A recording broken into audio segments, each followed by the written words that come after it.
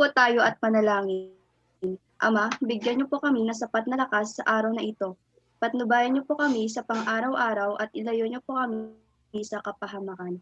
Gabayan niyo kami lahat na mag-aaral upang malinang ang aming isipan at maunawaan ng lubos ang anumang leksyon na itinuturo sa amin. Gabayan niyo din po ang aming mga guro upang magkaroon sila ng sapat na katiyagaan upang maihatid sa aming mga estudyante ang mga aral na dapat nilang ituro. Maraming salamat. Amen. Amen. Good afternoon, everyone. So let's proceed to our... Good afternoon, ma'am. Yeah. Oh, please be seated. Charot.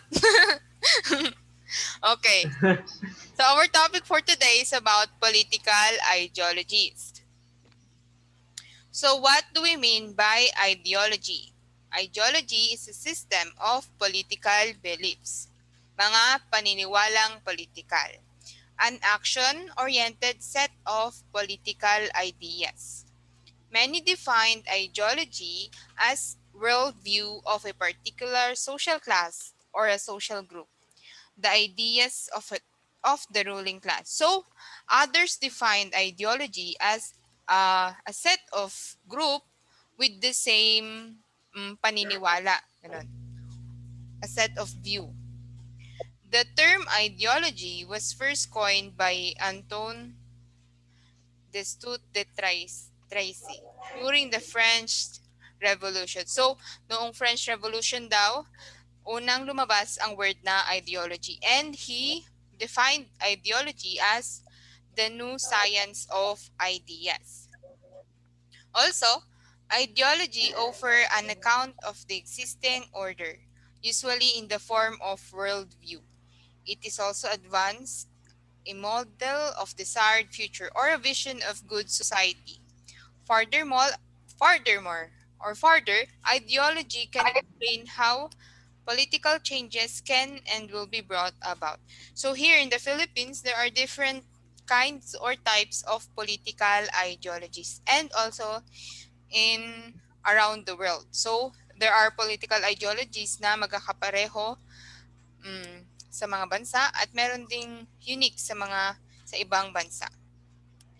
So, a political ideology is a certain set of ethical idea, principle, doctrines, myth, or symbols of a social institution, class, or large group that explains how society should work and offers some political and cultural blueprints for a certain social order. So, political ideologies it compasses of different things. This set of ito yung mga binanggit. And political ideologies differ from one person to another depending on your paniniwala. So, maybe yung political ideology o yung paniniwala ko sa politika ay iba sa akin at iba sa inyo. Ganun. Because of certain factors, these things. Ethical, yung background ko, ganun. Social class ko, yung kung mayaman ba ako o mahirap, ganun. A political ideology largely concerns itself with how to allocate power and to what ends it should be. Some political parties follow a certain ideology very closely while others may take broad inspiration from a group of related ideology. So, what are the political parties? Magpapakita ko mamaya. So, political parties are existing and may mga political parties na naniniwala sa isa lang political ideology or naniniwala lang sila kung feminist sila, ganun. Or for capitalist, for businesses, ganun. Or there are political parties na naniniwala sa madaming political ideologies. The popularity of an ideology is in part due to the influence of moral entrepreneurs who sometimes act in their own interests. So, lumaganap ito because of the existing principles or like the election. In election, there are political parties and the existence of political parties opened the minds of the citizens about political ideologies, yung mga political na paniniwala. So these are the well-known political parties here in the Philippines. The first one is the PDP Laban. Kung narinig nyo na to, ang ibig sabihin ng PDP Laban ay Partidong Demokratikong Pilipino, Lakas ng Bansa. So, this one is led by Aquilino Pimentel III. The next one is Nationalista Party. It is led by Manuel Villar.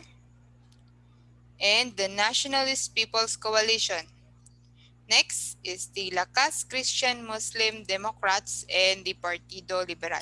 So, sa mga pangalan pa lang niya, magkakaroon ka na ng idea if you have the knowledge about what are the political ideologies existing.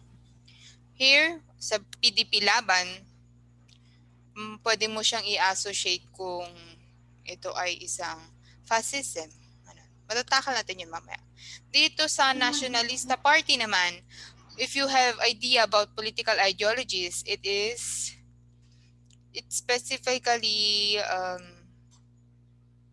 parang the main idea here is nationalism, di ba? Nationalista. So, under nationalism, political ideology na siya.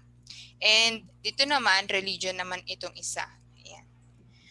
Other political parties are Laban ng Demokratikong Pilipino, LPD, Akbayan. Naririnig niyo ang mga political parties kapag merong rally, di ba, sa TV. Sa TV, sa radio, pag may interview, ganon. Di ba? Pag may mga issues, sila ang ini-interview. Yan. Next is the United Nations Nationalist Alliance. The X is Bagong Bayan Volunteers for a New Philippines. I don't know, tata. Next is the Makabayan, Patriotic Coalition of the Philippines, of the People. Partido Federal ng Pilipinas. Next is Action Demokratiko and many more. Actually, ang daming political parties, especially during elections. There are political parties for yung mga LPGMA, gano'n, narinig nyo na yung LPGMA. That's a political party. So, LPGMA is under capitalism political ideology because it is a business and business is associated with capitalism. Next is kung isa ka magsasaka, ang political party mo ay may political party ang bawat profession actually. Sa amin naman is Teachers Coalition. Ata yun, kasi teacher ka. Ganon. Basta, there are different types of political parties na associated din sa political ideas na merong iisa lang ang political idea na pinanghahawakan. Meron din naman silang merong political parties na madaming pinaniniwala ang political ideology. Ayan. So, what is this? Political ideologies has two dimensions. Next is the goal and the method. Goals, how society should be organized, and methods, the most appropriate way to achieve this goal. So, if you have a specific political ideology, meron siyang associated na goal, why ganon yung political ideology na yun, and how it will be implemented if given the chance. First political ideology is the Anarchism. Anarchism is defined as the central belief that political authority in all forms and especially in the form of the state is both evil and unnecessary. So dito naniniwala sila na ang mga nakaupo sa gobyerno ay walang ginagawa or they do evil things, bad things. Hindi sila nakakatulong sa pag-unlad ng bansa. That is their idea under anarchism.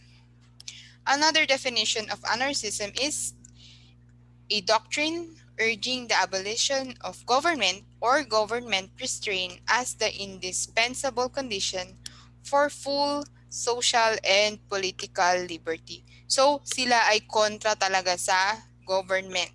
Kahit sinong umupo sa gobyerno, they are there to na against sila sa gobyerno. That is anarchism. Di sila naniniwala sa concept ng gobyerno. At sa mga nakaupo dito, that is anarchism. And if may makikita kayong ganito, this is actually, anarchism is parang hindi ka naman terorista, pero you will be tagged as terrorist kasi hindi ka pro-government. Ganun. So, if you see some signs like that dito, so this is associated as a symbol for anarchism. Next, conservatism. Conservatism is the desire to conserve and is reflected in a resistance to, or at least suspicion of, change. The central theme are tradition, human imperfection, organic society, authority, and property. Under conservatism, a political party list is called kanan. Katipunan, bayan, kanan. Okay? So conservatism ay hindi sila naniniwala sa new ideas of change.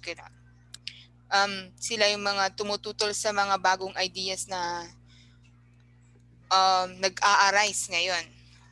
An example is this caricature. So, the voice of conservatism. So, dito sabi niya, we don't want you. So, here is the same-sex marriage.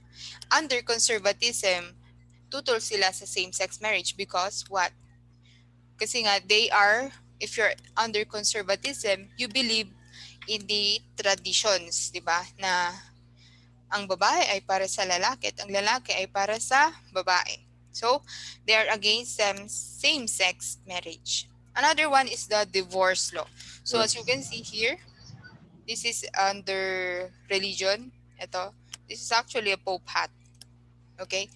Hindi sila naniniwala sa divorce law because under conservatism, ang pinagbuklod ng Diyos ay hindi pwedeng paghiwalayin ng tao. That is their traditional mindset. Yan. Kaya, 'di ba, hindi pa naipapatupad or hindi nagmo-move ang bill na same-sex marriage and divorce law dito sa Pilipinas. Kasi madaming mga conservatist dito sa Pilipinas. They are against this law. This bill na on process. Ayan. Next, fascism. Fascism, its core theme is an idea of an organically unified national community, embodied in a belief in strength through unity. Individuals, in a literal sense, is nothing. Individual's identity must be entirely absorbed into the community or social group. Here in fascism, if you are, kung hindi ka kabilang sa mga grupo, you are nothing. Halimbawa, if you don't belong to the members of medical doctors here in the Philippines, you are nothing to the government. Or parang it is said that wala kang pakinabang. Ganon. Individuals in a literal sense is nothing. Pero if you belong to a group, for example, you belong to the professional teachers here in the Philippines. So you have a sense of duty here in this community, here in the Philippines. Ganon. So, but sabi dito, embodied belief in strength through unity. So, 'di ba? Hindi talaga malakas kapag hindi sama-sama, ganon. Ayan, 'di ba? So, they are tagged as, or this is a belief that tagged as kung mag-isa ka, wala kang kwenta, parang ganon. Another definition of fascism is a governmental system led by a dictator having complete power, forcibly suppressing opposition and criticism, regimenting all industry, commerce, etc., and emphasizing an aggressive nationalism and often racism. So in fascism, di ba nga, pag wala kang kwenta and wala kang naitutulang sa lipunan, so they won't take care of you, di ba? And in the form of peacefulness, they use violence. You see, fascism movements promote violent conflict between nations, political factions, and races as part of a social Darwinist view. Yun. To have a peaceful community, they use, or under this idea, they use violence. So, kung may idea na kayo about what's happening, okay. Is it conservatism, fascism, anarchism? Yeah. Think about it, right? Kung, ayan. So here, I saw this one on the internet. This is very latest picture, ha?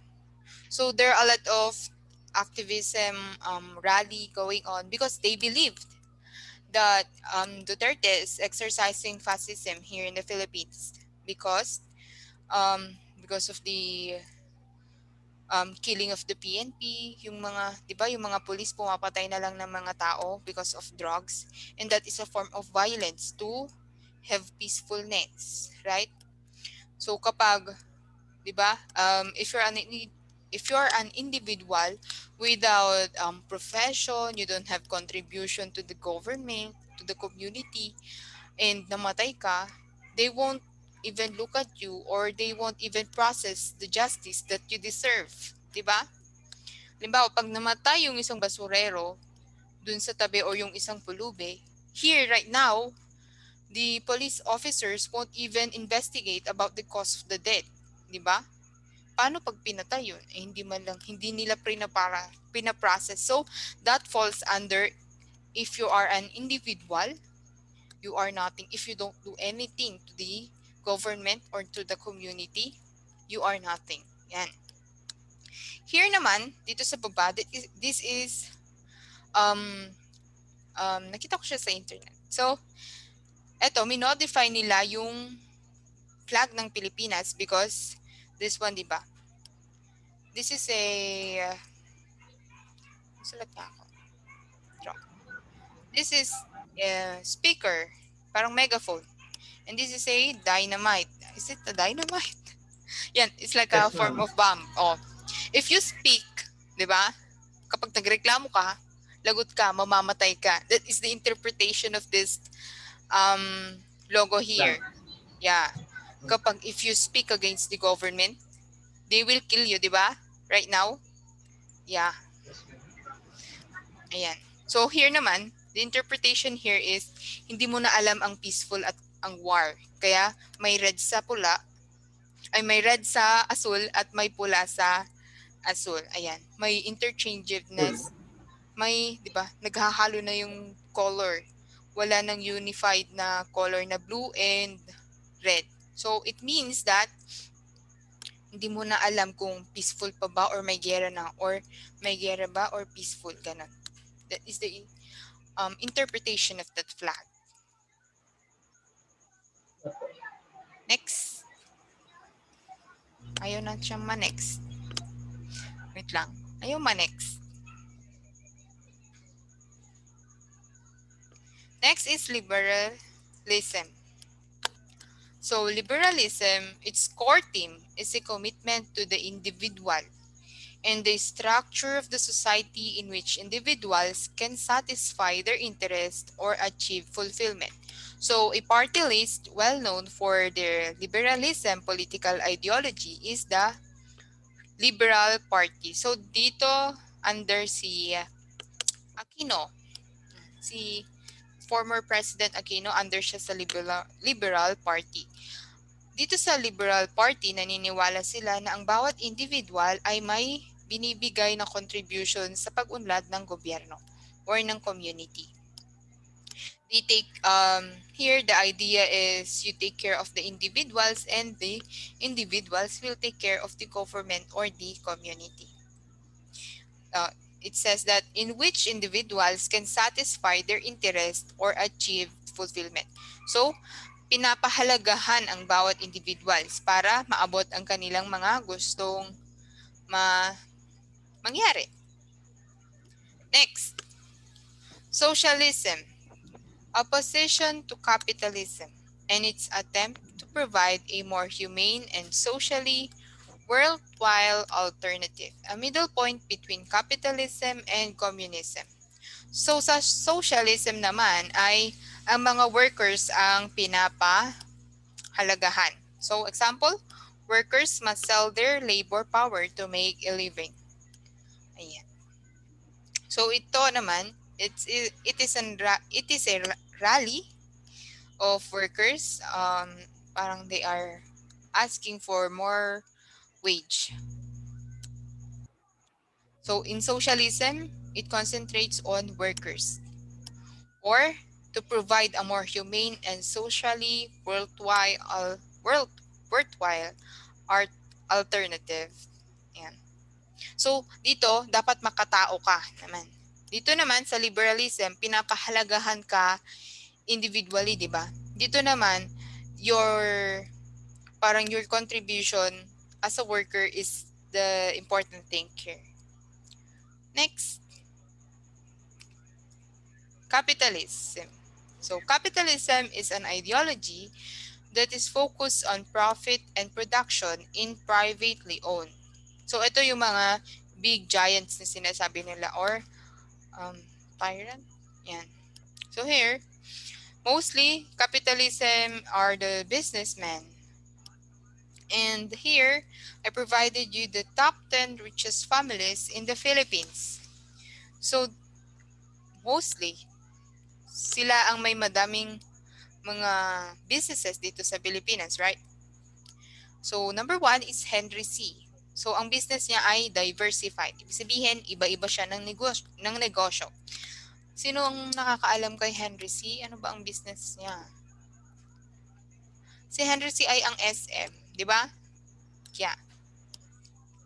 At madami pa siyang business aside from that. Next is the Manny Villar. So, real estate, yung Camellia. Next is John Gokong Wei Jr. Food and beverage. Ang alam ko dito ay si Kang Chong. Yan. Sila yung mga may-ari ng um, Jollibee, mga ganon. Yung mga food chains, bank chains, mga real estate, ports. O, andyan din yung may-ari ng Cebu Pacific, PAL-E, AirAsia. Ang AirAsia is Malaysia. Yung PAL, ganon. So sila ay under, if you're a businessman, you're under capitalism or you're a capitalist political ideology. Here, there is a conflict of interest. Bakit? Manny Villar is a former politician. So, when he is actually a politician, he protected the capitalist group here in the Philippines. So, may mga bill siyang pinasa to protect the businesses here in the Philippines and to protect himself too. That is conflict of interest. Hindi ka loyal sa trabaho mo as a politician, as a servant of the Filipinos. Next, ayaw niya mag-move. Nationalism, an ideology that promotes the interest of a particular nation, especially with the aim of gaining and maintaining the nation's sovereignty over its homeland. So one example is the Made in the Philippines campaign. So a particular political party is the bayan mo na party list, di ba? So if there are may nakikita silang mga issues regarding the halimbawa sa Spratly Island, mostly ang nagto-talk about the topic is the bayan mo na party list because they are the one who believe that we should protect our nation against other countries or other nationalities. Ganon. This one, Made in the Philippines campaign, is the bayan, no, the bayan muna. Hindi. Ano na yung si Carlo?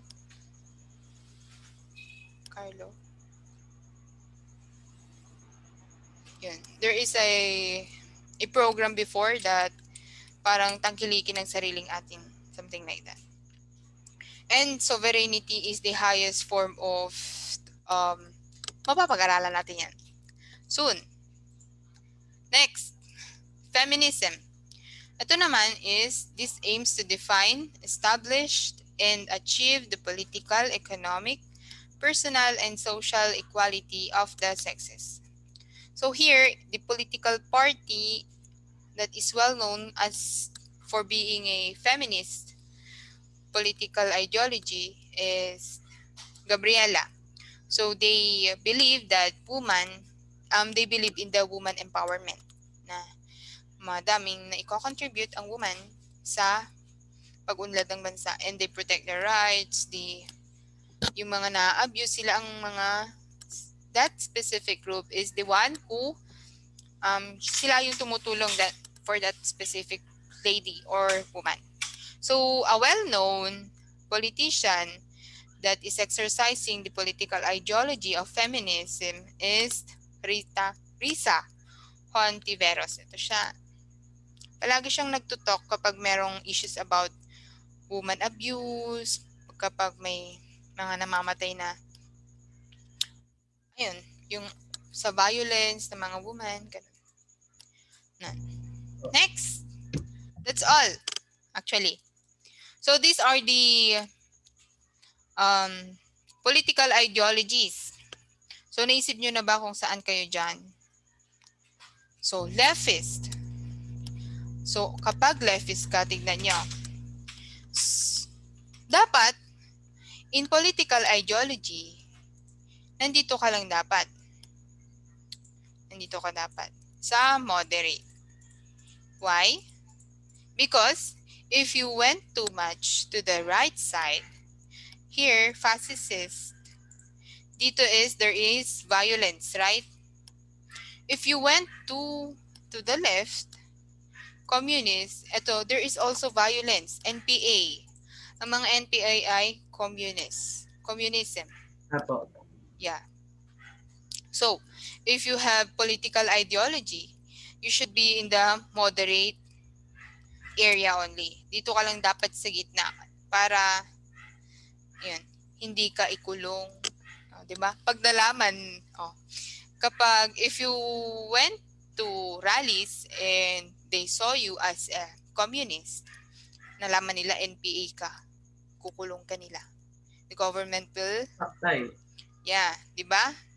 Madaming mga nagrarally that are exercising their political ideology na ikinukulong, 'di ba? Because they are against the government.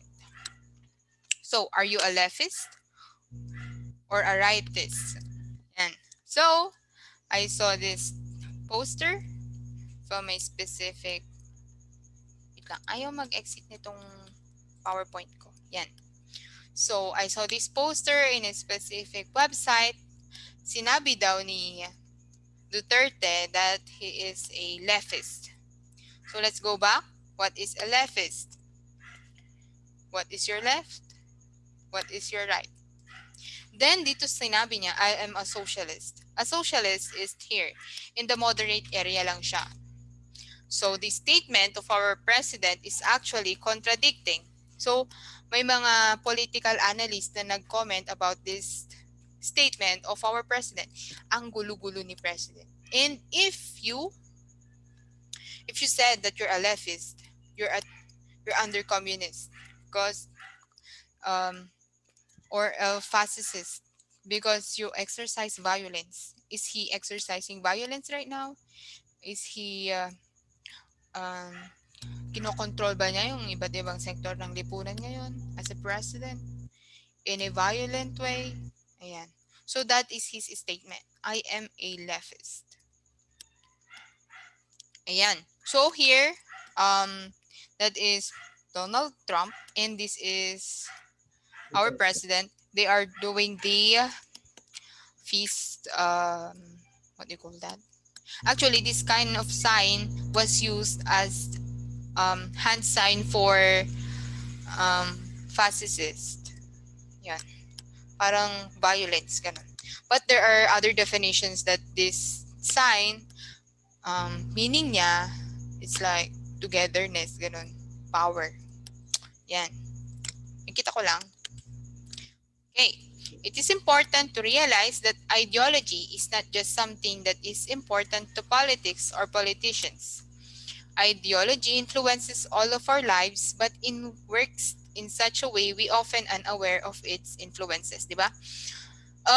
We are, if you didn't know these ideologies, hindi mo malalaman na ang nangyayari na pala dito sa Pilipinas ay ganito na. Or ang bawat rally na yon ay binubuo ng mga taong naniniwala sa ganito. Ganon. So kapag nakita nyo na ang Gabriela ay naniniwala sa political ideology na feminism. Re-realize mo na bawat rally ay merong political ideology na pinaniniwalaan or that specific group of people.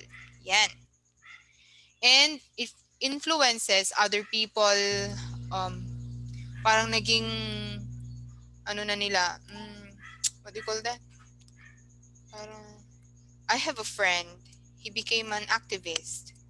So ayun, nasobrahan niya, inabsorb niya ng mabuti. Nasa Manila na siya ngayon. And he is fighting against the government. Aktivista na siya ngayon. Ayun. Because he knew that there's something wrong about the things that's happening right now here in the Philippines. Okay. Let's have a simple activity. So ito, ano kaya ang 4-pick, one word lang yan? For you, ano kaya ang pinapakita ng 4-pick na to? Ano? It is ideology. Because there is a left and a right. Okay? Wala. Next, ito. Ano kaya to? Anong ideology ang pinapakita nito? Hey. Feminism. Feminism po. Feminism. Feminism. Very good. Next. Ano ito? Yung sign na yan, ano yan?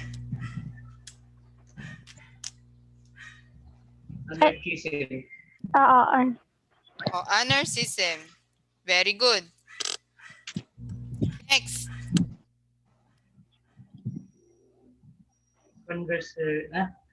Hindi. Nationalism. Nationalism. Very good. Next. This is violence. Capitalism. Sino yun? Capitalism.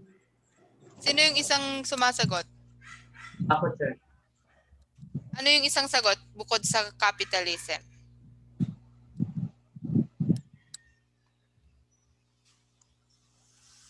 Fascism. Pwede mo. Fascism. Yeah. And that ends our topic for today. I would like to show to you your activity for this week.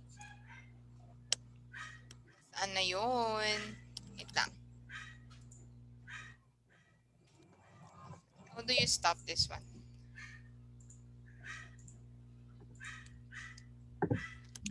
Okay. That is our lesson for today, political ideology. So, if you got an idea, kung feminist ka ba, nationalist ka ba, or if you want violence, fascism, something like that.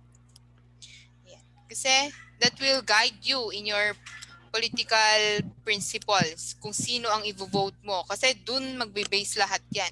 If you saw someone na, for example, my political ideology is feminism, and I saw sino na yung congressman dito na maganda? Si Sheena. Tinatan.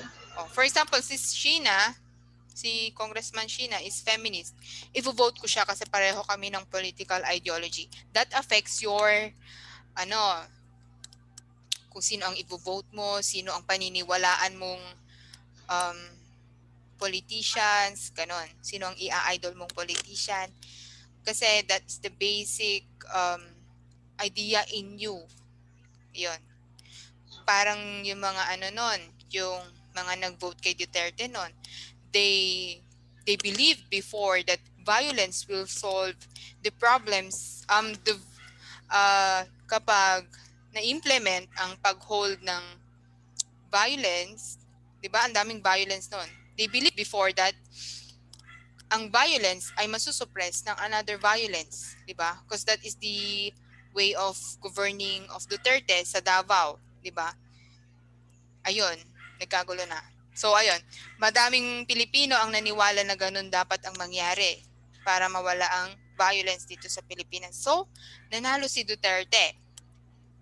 And because of that, Duterte did yung tokhang, 'di ba? So nagkagulo na nung tokhang-tokhang na kasi ganun pala ang tokhang. Kahit hindi ka nagde-drugs, papatayin ka. Basta na-i-report na nagde-drugs ka, 'di ba? So ayan. That affects the flow of our government, ganun, our politics because of political ideology. Ayun. Wait lang. Share ko lang mamaya. Share ko na. Yung magiging activity nyo for this week. Wait lang. Hanapin ko lang. So, may tanong po ba kayo? Ang dali naman ng pinagawa ko, di ba?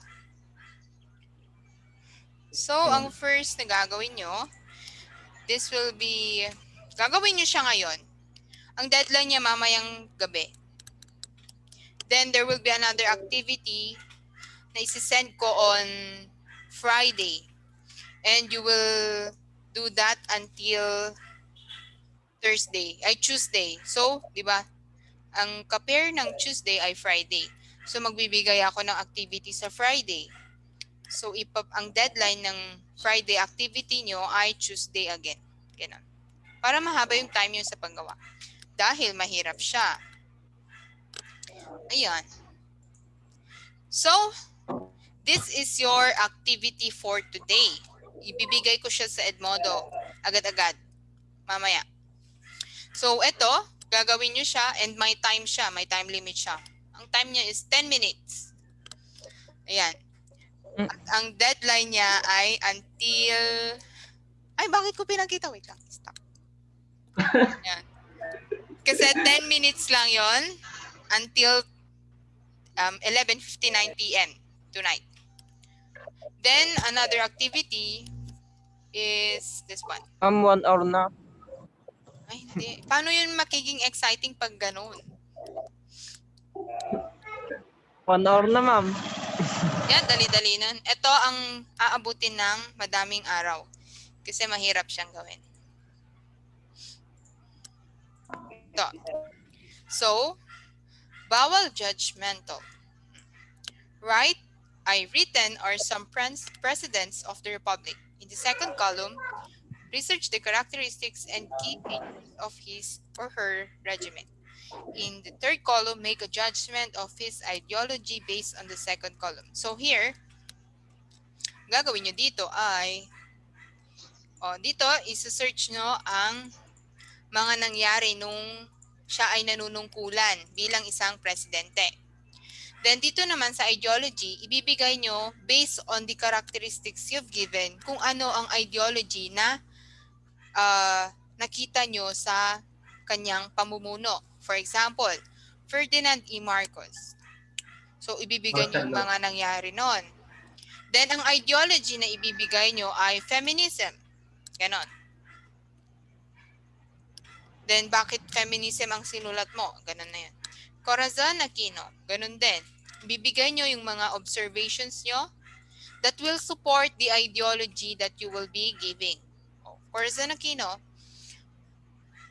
EDSA, revolution, privatization of companies, of government establishments, ang ideology na ibibigay nyo. For example lang ha, mali itong ibinibigay ko. Conservatism. Yung ganun ha. This will be given on Friday. And the deadline of this activity will be on Tuesday. So, Tuesday. Friday, Saturday, Sunday, Monday, Tuesday. You have 5 days to do that. Okay?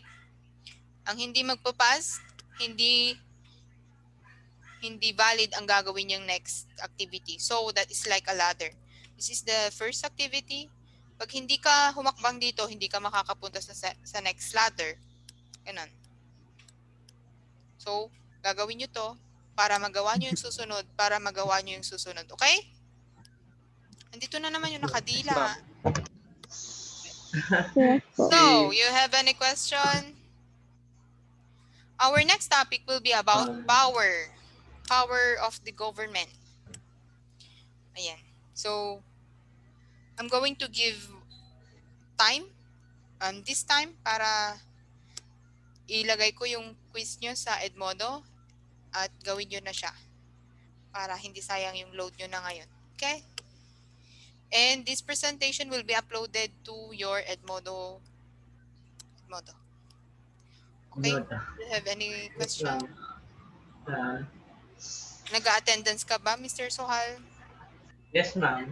Very good. Siya po ang sekretarya natin. Okay, if you don't have any question na, you may now leave this meeting. Yeah. And that's it for today. Just keep in touch dahil ibibigay ko na ang inyong exam. Ang inyong quiz. Ayan. Exam agad, ma'am. Mahirap ako magpa-exam actually. Which? Okay? Puro English. Okay. Yun na yun for today. Have a nice day. Bye. Bye, ma'am. Bye, ma'am. Bye, Bye, ma'am.